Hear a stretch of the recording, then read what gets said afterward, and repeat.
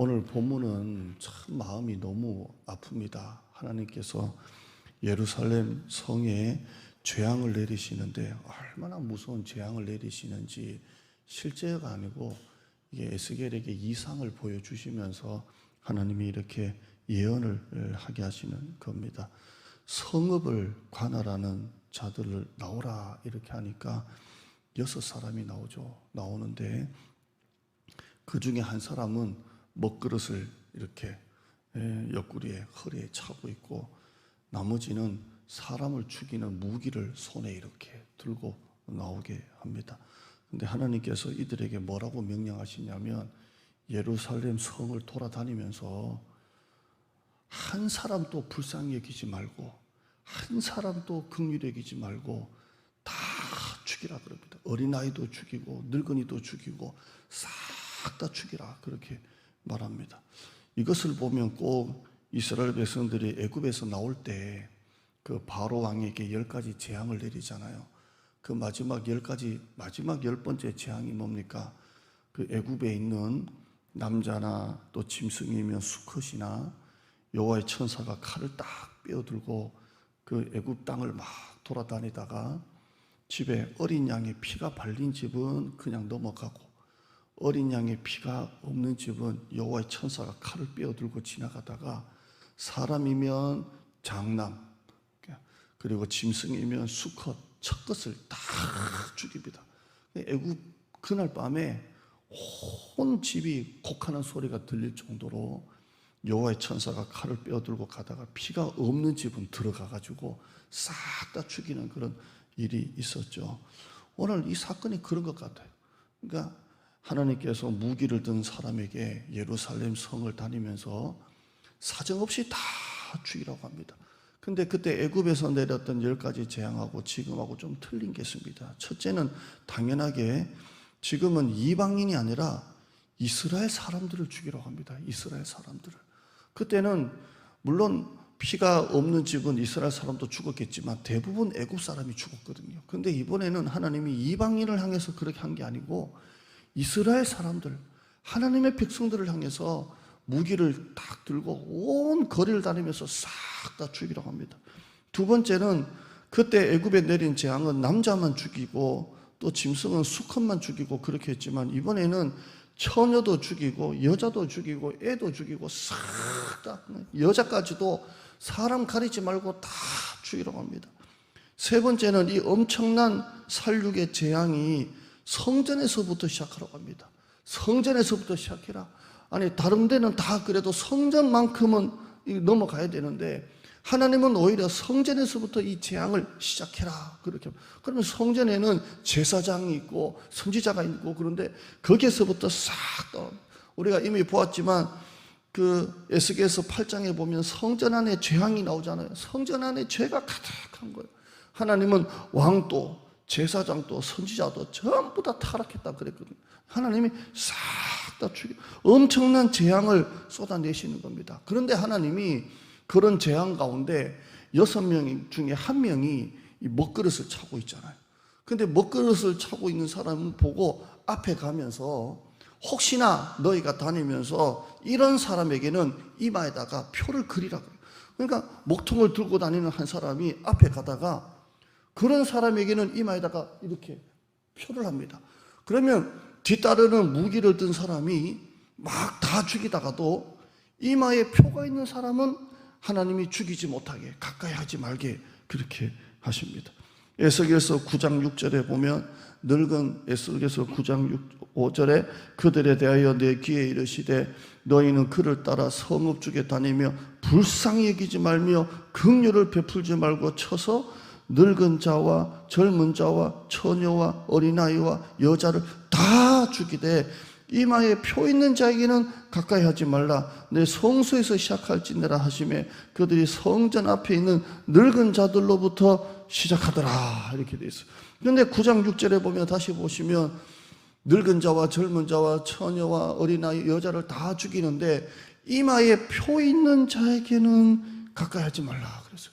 마치 그 애굽의 재앙 가운데 피가 발린 집은 그냥 넘어가듯이 이마에 표가 있는 사람은 그냥 넘어가는 것입니다. 여기서 중요한 것은 이마에 표를 한 게 중요한 게 아니라 누구에게 이마에 표를 했냐는 거예요. 누구에게, 어떤 사람을 하나님이 구별하셔서 이마에다가 표를 그리라고 했을까요? 9장 4절에 보면 이렇게 나오죠. 9장 4절에 여호와께서 이르시되 너는 예루살렘 성읍 중에 순행하여 그 가운데서 행하는 모든 가증한 일로 말미암아 탄식하며 우는 자의 이마에 표를 그리라, 이렇게 합니다. 모든 백성들이 죄를 짓고 하나님을 멀리하고 우상을 섬기는데 그 가운데서도 그 이스라엘 백성들의 죄를 놓고 하나님 앞에 탄식하며 우는 자가 있다면 그 사람은 너희가 구별해서 이마에다가 표를 그려놓아라. 그러면 무기를 든 사람이 따라다니다가 다 죽이는데 이마에 표를 한 사람은 너희가 가까이 하지 마라. 그 사람이 어떤 사람이라고요? 다 하나님을 멀리하고 우상을 섬기고 죄를 지은 가운데 그 이스라엘 백성들 그 땅을 놓고 탄식하며 우는 사람들, 그 사람은 하나님이 구별해라, 가까이 하지 말라, 그렇게 합니다. 여러분, 하나님은 누구를 찾으시고 누구를 구별하십니까? 예루살렘의 죄로 말미암아 탄식하며 우는 자를 하나님이 찾고 계십니다. 애통하는 자가 복이 있다 그랬습니다. 지금은 교회에서 우는 사람이 없어요. 이 마지막 시대, 이 악한 시대를 놓고 우는 사람이 없어요. 동성연애가 지금 그렇게 악한 법이 지금 통과되려고 하고, 제가 받는 이 문자에 보면 동성연애 이 법안을 지지해야 된다고, 이거 통과되면 그렇게 나라가 혼란이 온다고, 이 성적인 타락이 된다고 하는데도 이걸 놓고 우는 사람이 없어요. 우는 사람이. 제가 이번에 뉴스를 보니까 아산에 한 88명이 확진자가 나왔다면서요. 이걸 보면서 하루에 우리나라가 지금 2,000명의 확진자가 나옵니다. 88명 한 교회에서 터지니까, 야, 이것도 모든 언론이 또 교회 때려잡겠다 그랬는데, 뉴스 트는 데마다 2,000명의 하루 2,000명 확진자 중에 교회 이제 오래간만에 하나 터지니까 모든 언론이 교회발 확진, 교회발 집단 확산, 교회발. 그럼 2,000명이 매일 확진자인데, 그러면 나머지 그러면 1,990명입니까? 그 사람들은 다 어디서 나오는 겁니까?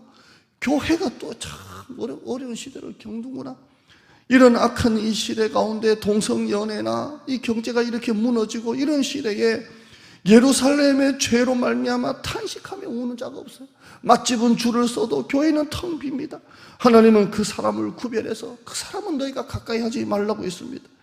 예레미야에서는 이렇게 말씀합니다. 예레미야 5장 1절에 너희는 예루살렘 거리로 빨리 다니며 그 넓은 거리에서 찾아보고 알라.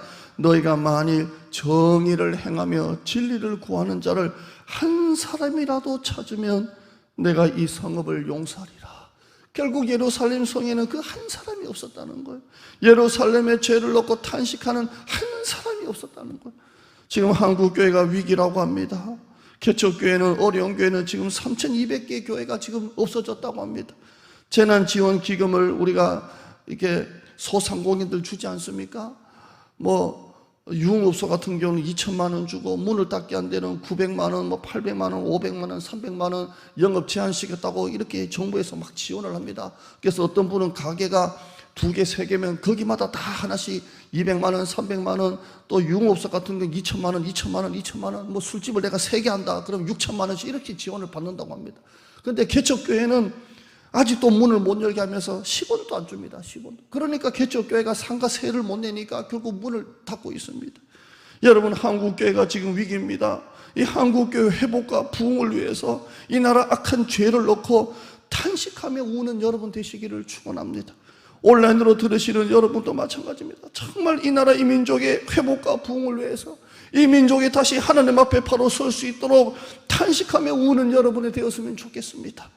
지금 한국교회가 정말 어느 목사님이라도 어떤 성도라도 우리 옛날 우리가 뒤돌아보면 정말 옛날에는 모여가지고 부활절 100주년 기념 그러면 모여서 한국교회가 울면서 기도했지 않습니까?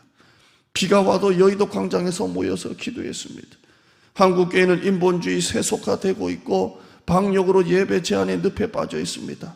그러나 여러분, 아직도 이 나라 이 민족에 희망이 있습니다.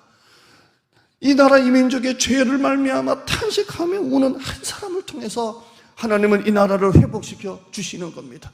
소돔과 고모라 성은 악한 사람이 많아서 멸망한 게 아니라 기도하는 사람이 없어서 망했던 것입니다. 이 나라 이 민족은 이 나라의 죄를 놓고 탄식하며 우는 그리스도인이 있다면 하나님이 이 나라 이 민족을 회복시켜 주실 줄 믿습니다. 눈을 들어 하늘 보십시오. 세상이 점점 타락해 가고 있습니다. 하나님을 점점 멀리하고 있습니다. 이때 우리가 하나님 앞에 나가 탄식하며 기도하며 우는 여러분 될 수 있기를 바랍니다. 복음송 중에 이런 찬양이 있는데요, 주를 위한 이곳에 예배하는 자들 중에, 한번 가사 올려봐요 목사. 주를 위한 이곳에 예배하는 자들 중에 그가 찾는 이 없어 주님께서 슬퍼하시네. 그 다음 주님이 찾으시는 그 한 사람, 그 예배자, 내가 그 사람 되길 간절히 주께 예배하네. 여러분이 이런 사람 되었으면 좋겠습니다. 그 앞에 처음으로 가사 처음으로 주를 위한 이곳에, 주를 위한 이곳에 예배하는 자들 중에 그가 찾는 이 없어 주님께서 슬퍼하시네. 주님이 찾으시는 그 한 사람, 그 예배자, 내가 그 사람 되길 간절히 주께 예배하네. 주내로 이곳에 서 있네. 주 임재에 엎드려 절하네. 그 어느 것도 난 필요 없네. 주님만 경배해. 기대에 가서 쭉 나오는데요, 새벽이라서 여러분 이 한 사람 되기를 주님의 이름으로 축복합니다. 기도합시다. 하나님 아버지 감사합니다. 하나님 아버지, 이 나라 이 민족의 죄로 말미암아 탄식하며 기도하며 우는 그 한 사람을 하나님이 찾고 계십니다. 예루살렘은 악한 죄로 말미암아 망한 게 아니라 하나님이 찾으시는 한 사람이 없었습니다. 그 한 사람이라도 찾으면 내가 이 성읍을 용서하리라. 그 먹그릇을 들고 다니는 그 사람에게, 만약에 너희가 예루살렘 성읍을 다니다가 예루살렘의 그 가증한 일로 말미암아 탄식하며 우는 자가 있다면 이마에 표를 그리라. 그리고 너희들은 그 사람에게는 가까이 하지 마라. 구별시켜 주었습니다. 다 하나님을 떠나고 지금 또 교회는 텅 비어도 주말에 맛집이나 카페나 경치 좋은 데는 줄을 서서 사람들이 1시간 2시간 웨이팅하고 기다리면서 밥을 먹고 하는데, 이 악한 시대, 어려운 시대에도 하나님 그래도 성전에 나와 온라인이라도 붙들고 하나님 앞에 예배하며 기도하며 울고 이 나라를 회복시켜 달라고, 한국교회를 회복시켜 달라고, 우리 교회 부흥시켜 달라고 탄식하며 오는 그 한 사람을 하나님이 찾으신다고 했습니다. 우리 성도들 모두가 이 말세 시대에, 미혹의 시대에 정신 바짝 차리고, 사람은 배가 고프면 정신이 들지만 배부르면 정신 나갑니다. 이 약한 시대가 다 먹어라 하는 이 시대입니다. 나라에서는 돈을 막 풉니다.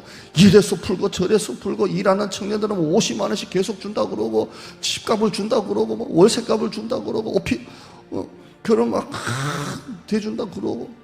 하나님 아버지, 이 시대에 우리가 더 영적으로 정신 차려야 됩니다.